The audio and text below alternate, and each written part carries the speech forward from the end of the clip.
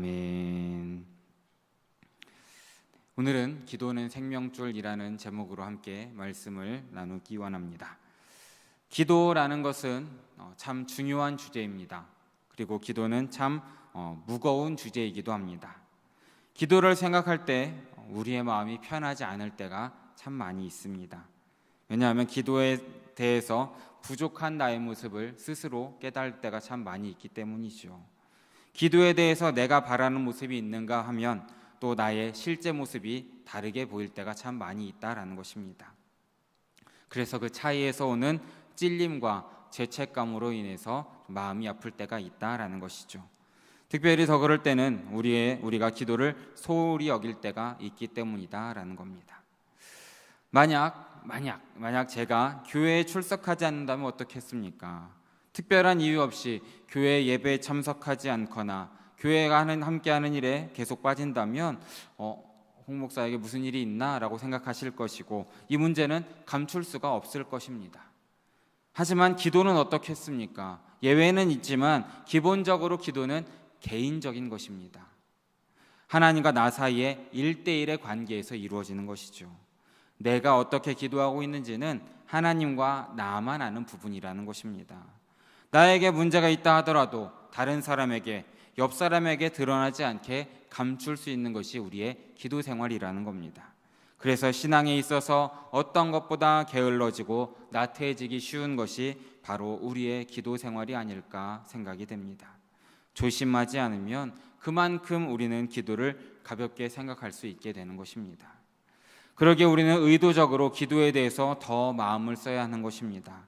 사무엘은 기도하지 않는 것을 가리켜 죄라고 말하고 있습니다. 사무엘상 12장 23절 말씀을 보면 나는 너희를 위하여 기도하기를 쉬는 죄를 여호와 앞에 결단코 범죄하지 아니할 것이다 라고 고백하고 있습니다. 하지만 아이러니하게도 우리 교회를 다니는 그리스도인들이 가장 많이 하는 거짓말이 바로 기도할게요 라고 합니다.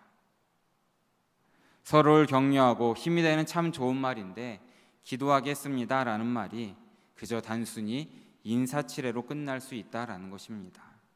말만 하고 실제로 기도하지 않을 때가 참 많다라는 것이죠. 우리는 얼마나 자주 기도하기를 쉬고 있습니까? 우리는 생각보다 기도를 하지 않을 때가 참 많이 있지 않은지 스스로에게 한번 돌이켜보시기 바랍니다. 왜입니까? 우리가 이 기도에 대해서 기대하지 않기 때문입니다. 기도에 대한 기대감이 없다는 것입니다.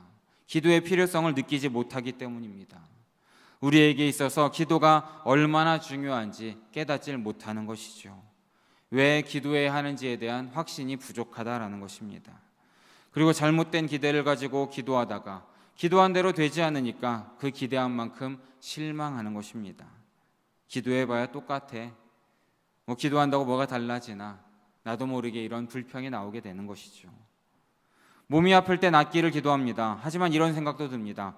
기도하지 않아도 약을 먹고 시간이 지나면 나을 텐데 왜 기도해야 되지? 결혼을 위해, 취업을 위해 기도할 때도 있습니다. 하지만 우리의 상황은 변함이 없을 때도 있다는 것입니다. 왜 기도해야 됩니까? 우리가 접하는 안타까운 일들, 가슴 아픈 사고들, 기도하면 그런 일들이 생기지 않겠습니까? 아니라면 기도가 무슨 소용이 있겠습니까? 기도에 대한 잘못된 이해와 잘못된 경험은 우리의 기도를 오해하게 만든다는 것입니다. 그래서 기도를 불신하게 되는 것이고 기도를 하지 않게 되는 것입니다. 그 결과 이런 태도를 가지게 되는 것입니다. 첫 번째는 노기대입니다. 기대하지 않는 것입니다. 기대한 만큼 실망할까 봐 기도하면서 기대하지 않고 마음을 비우는 것입니다. 다음으로 노수고입니다. 수고하지도 않는 것입니다. 기도하지 않아도 문제없이 잘 살고 있기 때문에 기도하려고 수고하지 않는다는 것입니다. 그리고 안 중요한 것입니다. 기도는 우리의 삶에서 뒷자리로 밀려날 때가 참 많이 있다라는 것입니다. 혹시라도 이 세 가지 중에 하나라도 우리 기도에 대한 우리의 태도라면 달라져야 되지 않겠습니까? 우리는 기도에 대해서 정말 기대하고 수고하고 중요하게 생각해야 함을 믿으시기 바랍니다. 그러기 위해서 우리가 왜 기도를 해야 하는지 그 이유를 오늘 말씀을 통해서 함께 세 가지로 나누어 보기 원합니다. 우리가 왜 기도해야 됩니까? 첫 번째로 주님께서 명령하셨기 때문임을 믿으시기 바랍니다.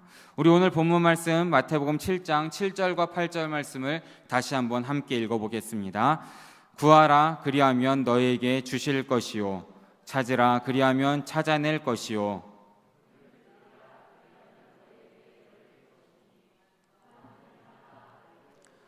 찾는 이는 찾아낼 것이요 두드리는 이에게는 열릴 것이니라. 아멘.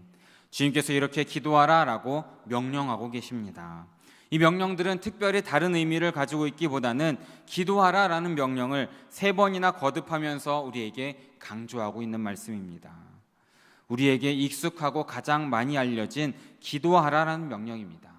이 말씀 외에도 성경에는 기도하라는 명령이 정말 다양하게 많이 나옵니다. 주님께서도 직접 명령하신 것이 너희 아버지께 기도하라, 너희는 이렇게 기도하라, 깨어 기도하라 라고 계속해서 우리에게 명령하십니다. 뿐만 아니라 주님께서는 사도들을 통해서도 우리에게 명령하십니다. 주님께 기도하라, 쉬지 말고 기도하라, 항상 성령 안에서 기도하라, 서로 기도하라, 정신 차리고 근신하여 기도하라, 기도에 항상 힘써라 라고 우리에게 명령하시는 것이죠. 성경에서 기도에 대해서 얼마나 많이 명령하고 있는지 잘 모릅니다. 성경이 이렇게 많이 나오는 것이 기도에 대한 명령이라는 겁니다. 성경의 기도가 왜 이렇게 많이 기록되어 있습니까? 이 기도에 대한 명령이 왜 이렇게 많이 기록되어 있습니까? 그만큼 중요하다는 것입니다. 괜한 잔소리를 반복하는 것이 아니라는 겁니다. 믿는 자의 삶을 말할 때 자연스럽게 기도에 대해서 말할 수밖에 없다라는 것입니다. 그만큼 우리의 기도가 믿는 자의 삶에 큰 영향을 주는 중요한 것이라는 것을 기억하시기 바랍니다. 이렇게 중요한 기도를 우리는 어떻게 생각하고 있으신지요? 사랑하는 여러분, 기도는 다시 말씀드리지만 명령이라는 것을 기억하시기 바랍니다. 해도 되고 안 해도 되는 것이 아닙니다. 내 기분에 따라 하고 말고 하는 것이 아니라는 것입니다. 생명을 누리며 영적으로 충만한 삶을 살기 위해서는 기도해야 됨을 기억하시기 바랍니다. 하나님의 자녀로 소망 가운데 살기 위해서 기도해야 하는 것입니다. 기도 없이는 안 되는 것이죠. 기도 없이는 우리가 제대로 살 수 없다라는 것입니다. 우리가 믿는 자로서 가지는 특징이 무엇이겠습니까? 우리의 삶 가운데 나타나는 여러 가지 모습 가운데 믿지 않는 사람과 다른 것이 무엇이겠습니까? 그저 주일에 교회에 나온 것이 전부라면 그것은 조금 이상한 일일 수도 있다라는 겁니다. 믿는 자로서 우리의 특징은 모든 것 가운데 정말 범사의 주님을 인정하며 사는 것이 아니겠습니까? 우리가 어디에 있든지 무슨 일을 하든지 우리가 주님의 허락하심과 주님의 다스림 안에 있음을 믿으면서 주님과 동행하며 사는 것, 그것이 믿는 자의 우리의 특징이 아니겠습니까? 그렇게 주님을 신뢰하며 사는 것이 우리의 삶이라는 것입니다. 그러기에 믿는 자의 특징은 바로 믿음이라는 것입니다. 그리고 그 믿음은 우리의 삶 가운데 기도로 나타나게 되어 있다라는 것입니다. 우리의 삶이 주님의 것이고 내가 사는 이유가 주님이라면 우리에게 있어서 이 기도는 자연스러운 결과로 나타나야 한다라는 것입니다. 우리에게 이러한 믿음이 있다면 그 믿음은 자연스럽게 기도로 이어지게 된다라는 것입니다. 제가 예전에 톨게이트에서 일을 했을 때 월요일 12시쯤에 항상 전체 회의를 했던 적이 있습니다. 회의실에 모여서 시간이 되면 회의를 하는데 한동안은 시작할 때마다 참 이상하고 어색했습니다. 왜냐하면 사람들이 모였는데 기도 없이 뭔가를 시작하니까 그게 그렇게도 어색했습니다. 그러면서 생각했습니다. 아, 교회가 아니라 회사구나 라는 것을 다시금 생각합니다. 우리가 처해 있는 환경, 우리가 만나는 상황이 그렇다는 것입니다. 우리에게는 당연한 것이 기도인데 기도가 어색할 수 있는 그런 세상 가운데 우리가 지금도 살아가고 있다라는 것입니다. 하지만 그럼에도 불구하고 우리는 기도하라는 명령에 순복할 수 있어야 하는 것입니다. 매 순간마다 짧게라도 기도하면서 나아가야 한다라는 것입니다. 하나님께 아뢰야 하는 것입니다. 우리의 마음을 드리고 도움을 구하고 하나님과 대화할 수 있도록 계속해서 노력해야 한다라는 것입니다. 그렇게 일상을 보내는 가운데 잠시라도 기도할 수 있고 식사하기 전에도 하루를 시작하기 전에도 하루를 마치고 나서도 혹은 정기적으로 시간을 정해서 가족들과 함께 성도들과 함께 사랑하는 누군가를 위해서 기도할 수 있다라는 것입니다. 그렇게 기도하라는 명령에 순종할 수 있어야 한다라는 것이죠. 우리가 기도할 때에 같은 일을 해도 다르게 할 수 있다라는 것을 믿으시기 바랍니다. 우리가 기도하면 무슨 일을 하더라도 주님의 영광을 위해 할 수 있기 때문입니다.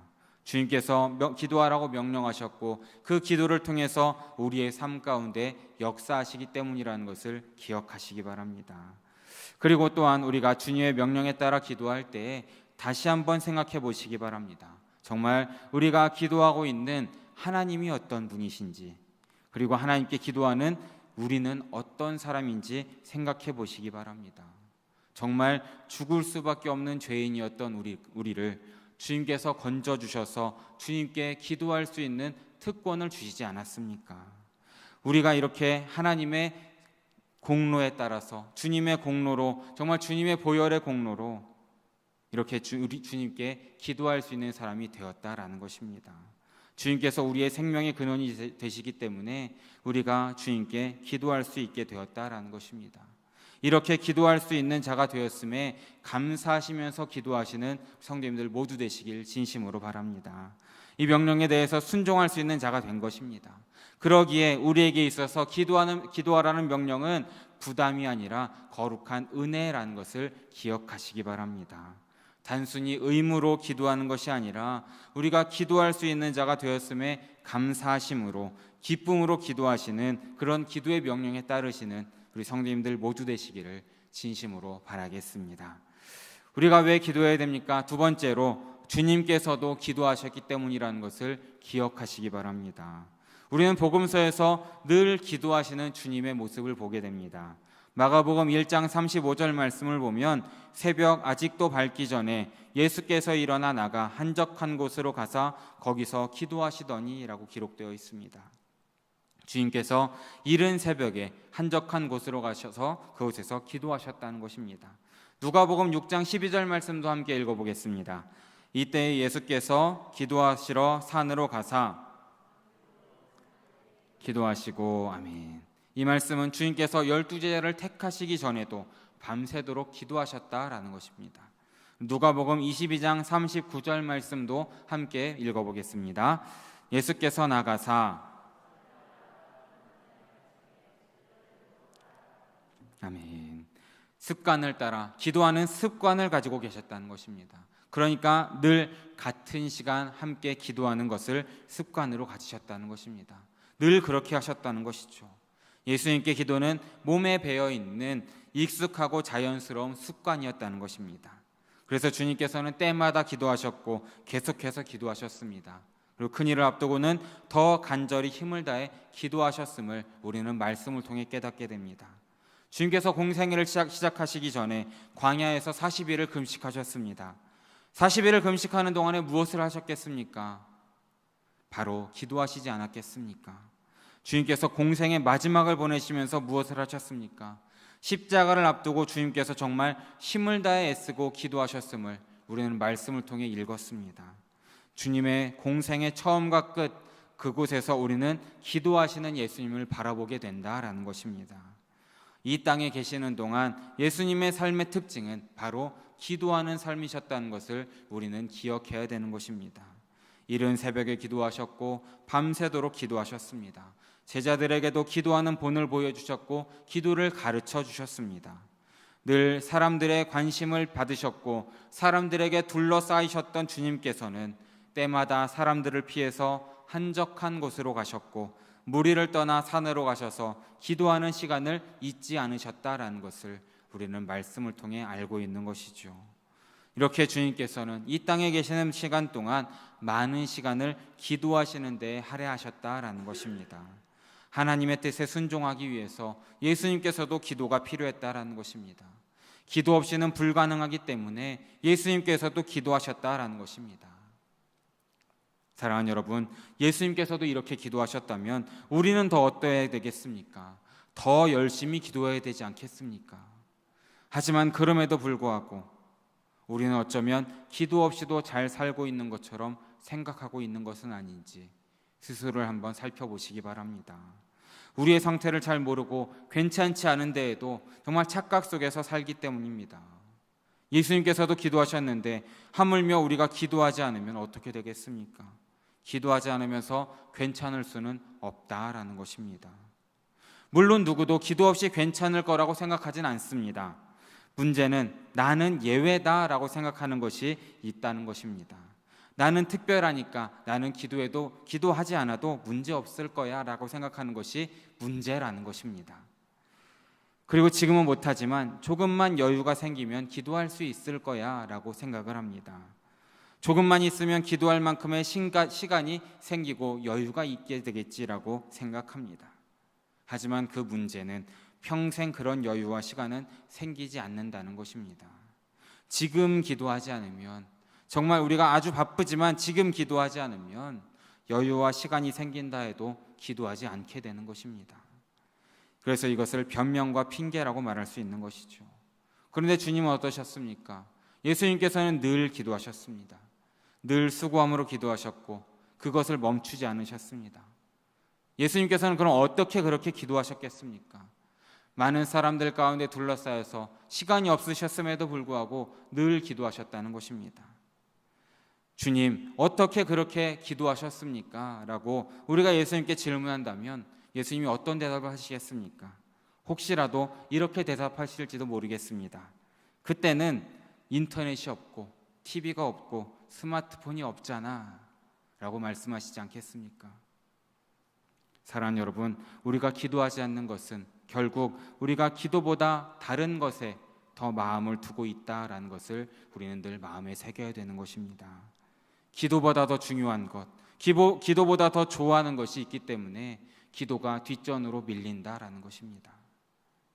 우리에게 기도는 하면 좋지만 안 해도 문제가 되지 않는 선택 사항으로 생각하게 된다라는 것이죠. 그러기에 기도를 위한 수고는 너무 크게 생각되는 것입니다. 부담스럽습니다.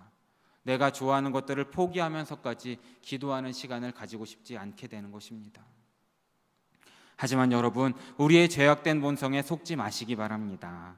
가만히 우리의 마음을 좀 들여보시기 바랍니다. 우리가 진짜 원하는 것이 무엇입니까? 우리 안에는 주님을 향한 갈망이 다 있으실 것입니다. 분명히 우리 안에는 기도하고 싶은 마음이 분명히 있으실 것입니다. 그 마음을 그냥 버려두지 마시기 바랍니다. 그 마음을 더욱 크게 일으키시길 바랍니다. 그리고 그 마음에 저항하는 죄악된 우리의 본성과 싸우시기 바랍니다. 우리가 기도에 수고한다는 것은 이것과 이러한 치열한 싸움을 계속하는 것입니다. 내 안에서 벌어지는 이 싸움에서 물러서지 않으시면서 늘 기도를 위한 수고를 계속하겠다고 각오를 새롭게 하시는 우리 성도님들 모두 되시기를 진심으로 바랍니다. 사랑하는 여러분, 기도는 영적인 일입니다. 수고가 따른 일입니다. 그러니 기도하기 위해서 시간을 쓰시고 힘을 쓰시고 늘 수고하시는 우리 영일 성도님들 모두 되시기를 진심으로 바라겠습니다. 마지막으로 우리가 왜 기도해야 되겠습니까? 마지막으로 주님께서 함께 하시기 때문입니다. 우리 마태복음 18장 19절과 20절 말씀을 함께 읽어보겠습니다. 진실로 다시 너희에게 이르노니 너희 중에 두 사람이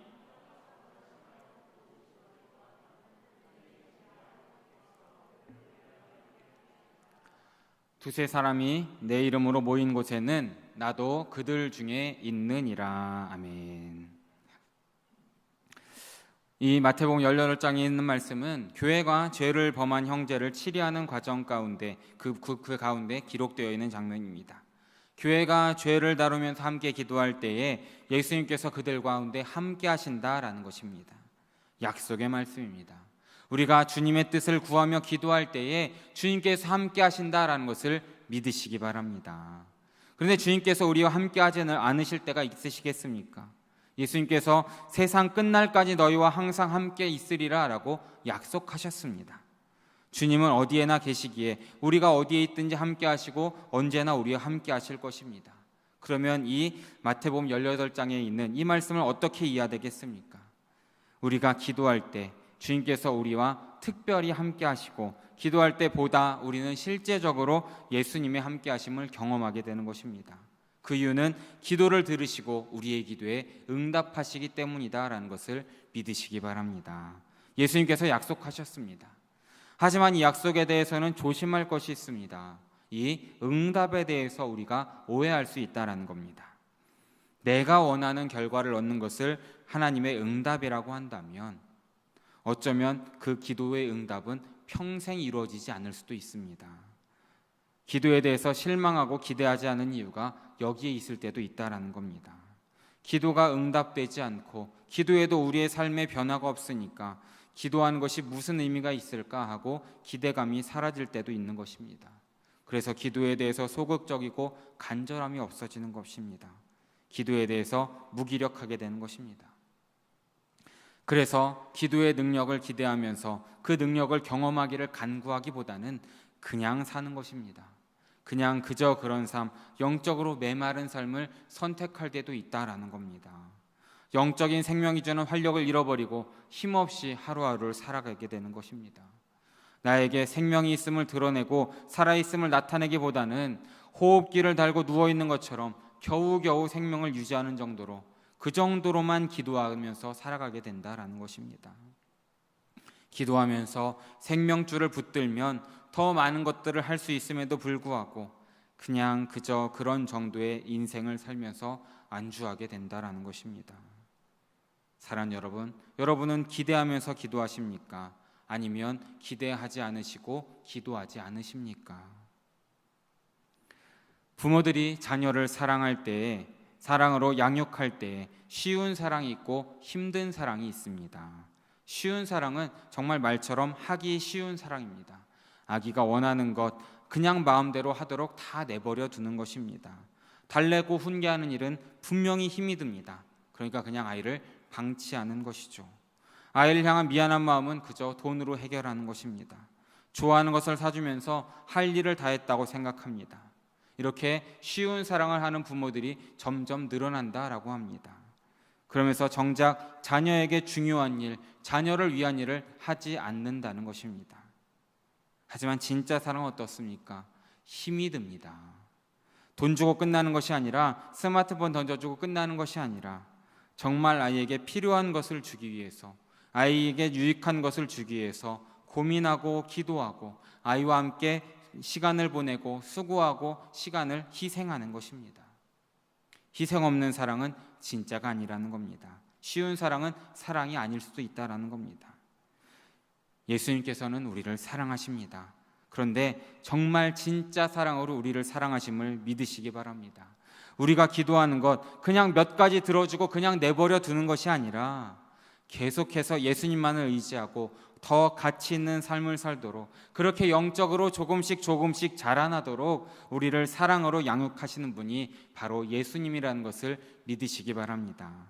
그러기에 단순히 응답이라는 선물이 아니라 함께라는 선물을 우리에게 주신다라는 겁니다. 전능하신 주님께서 우리의 기도를 들어주시는 것이 힘든 일이겠습니까? 아무것도 아닐 수도 있습니다. 하지만 하나님께서는 우리를 너무나 사랑하시기 때문에, 정말 너무나 사랑하시기 때문에 우리가 원하는 것을 주시기보다는 우리에게 정말 필요한 것을 주신다라는 것을 기억하시기 바랍니다. 그러기에 때로는 우리의 기도를 거절하시면서, 때로는 우리의 기도의 응답을 연기하면서도 우리가 주님 안에서 바르고 건강하게 자라도록 우리와 함께 하심을 믿으시기 바랍니다. 그래서 상황에 따라 우리가 다 이해할 수 없을 때도 참 많이 있습니다. 하지만 기억하시기 바랍니다. 우리가 다 이해해서 주님을 믿는 것은 아니라는 것입니다. 우리가 이해할 수 있어서 주님을 믿고 신뢰하십니까? 그것은 아니라는 것이죠. 우리가 다 주님을 이해하지 못할지라도 온전히 믿고 따를 수 있는 분이 우리의 하나님이시고 우리의 예수님이고 우리의 주님이라는 것입니다. 우리의 모든 인생을 의지할 수 있는, 가장 믿을 수 있는 분, 그분이 바로 하나님이시고 주님이라는 것입니다. 그래서 우리는 우리의 상황과 관계없이 늘 기도할 수 있어야 한다라는 것입니다. 기도의 사람이라고 하면 생각나는 사람이 있으실 겁니다. 조지 뮬러라는 사람을 한 번쯤은 들어보셨을 겁니다. 조지 뮬러는 평생 동안 기도 응답을 5만 번을 받았다라고 합니다. 5만 번. 5만 번 기도했다는 것이 아니라 5만 번을 응답받은 것입니다. 하루에 한 번 기도 응답을 받으면 계산해 보니까 약 137년 정도가 지나야 5만 번을 응답받을 수 있습니다. 엄청난 일이죠. 그런데 우리가 이 조지 뮬러에 대해서 잘 모르는 사실이 있습니다. 일생 동안 이 뮬러는 자신의 아이 둘이 사산되었고 돌진한 아들, 성인에 대한 딸, 그리고 2번의 결혼을 했는데 두 아내가 모두 먼저 세상을 떠났다라는 것입니다. 뮬러가 수많은 고아들을 돌보면서 그들을 위해 기도하느라 자기 가족을 위해서 기도하지 못했겠습니까? 제 이야기를 해서 죄송합니다만 저희 가족도 7월을 시작하면서 많은 일이 있었습니다. 첫 번째로는 저희 아들이 신체 검사 같은 것을 하게 됐는데 한쪽 눈이 시력이 거의 잘 안 보인다는 소식을 들었습니다. 그리고 며칠 전에는 저희 집사람이 계단을 내려오다가 접질러서 지금 반기부스를 하고 있습니다. 저는 밥을 먹다가 이가 깨져서 임플란트를 하게 되었습니다. 7월 한 달 지금 15일 동안 있었던 일입니다. 저희가 기도하지 않아서 이런 일이 일어났겠습니까? 여기 계신 분들도 참 많은 일이 있으셨을 테죠. 우리는 다 알 수 없습니다. 왜 이런 일이 일어나는지 우리는 다 알 수 없습니다. 이 땅에 있는 동안에는 우리는 이유를 알 수 없는 일들을 너무나 많이 만나왔고 앞으로도 만나게 될 것입니다. 하지만 어떤 경우라도 하더라도 주님을 신뢰하시기를 진심으로 바라겠습니다. 그래서 개인적으로 주님께서 함께 하신다는 그 약속이 어떤 응답보다도 더 우리에게 기쁨이 되고 더 신뢰가 된다는 그런 믿음의 고백을 하시는 우리 성도님들 되시기를 진심으로 바라겠습니다. 우리가 원하는 결과가 아니다 할지라도, 기도한 대로 이루어지지 않는다 할지라도 우리의 기도를 통해서 주님께서 우리와 함께 하시는 것, 그것이 우리의 만족과 우리의 가장 큰 위로가 되지 않을까, 그렇게 믿는 우리 모두 되시기를 진심으로 바랍니다. 그것이 우리가 누릴 수 있는 가장 큰 영적인 축복이라는 것입니다. 주님께서 함께 하시기 때문에 그 주신 응답에 받아들이고 감사하시는 성도님들 모두 되시기를 진심으로 바랍니다. 우리가 기도하는 목적이 주님의 뜻을 이루기 위한 것이라면 어떤 응답을 받든지 그 응답을 통해서 우리가 주님을 더 알아가고 주님을 경험할 수 있다면 우리는 그것에 기도하고 기대할 수 있게 된다는 것입니다. 그것만으로도 우리의 기도의 이유로 충분한 것입니다. 보다 적극적으로 능동적으로 기도하시기 바랍니다. 그러기에 기도에 대해서 기대하시기 바랍니다. 기도할 때 주님께서 들으시고 응답하십니다. 우리와 함께 하십니다. 기도할 때 우리는 주님의 살아계심과 함께 하심을 경험하시면서 늘 기대하시는 성도님들 모두 되시기를 진심으로 바라겠습니다. 말씀을 정리하면서 우리가 가질 수 있는 아까 말씀드린 기도에 대한 안 좋은 태도들을 다시 한번 생각해 보시기 바랍니다. 노기대, 노수고, 안중요, 이 정말 기도를 방해하는 이 3종 세트를 버리시기 바랍니다. 주님께서 명령하셨습니다. 기도는 우리에게 무엇보다 중요한 것입니다. 또한 주님께서 기도하셨습니다. 우리도 주님의 본을 쫓아 수고함으로 기도해야 됨을 믿으시기 바랍니다. 그리고 주님께서 우리와 함께 하십니다. 우리가 기도할 때 함께 하시는 주님을 기대하시기 바랍니다. 그럼 이제 무엇을 위해 기도해야 되겠습니까? 고민이 되십니까? 그렇다면 무엇보다 먼저 우리 스스로를 위해서 기도하시기 바랍니다. 나 자신을 위해서 기도하는 것이 정말 이기적인 기도는 아닙니다. 다른 사람을 위해 기도하기 위해서는 먼저 나 자신을 위해서 기도할 수 있어야 되는 것입니다. 나의 삶이 주님을 위한 삶이 될 수 있도록 우리 스스로를 위해서 기도해야 되는 것입니다. 죄의 유혹에서 승리할 수 있도록 기도해야 되는 것입니다. 우리의 삶의 우선순위 가운데 주님께 모든 것을 두고 힘을 낼 수 있도록 우리를 위해서 기도해야 되는 것입니다.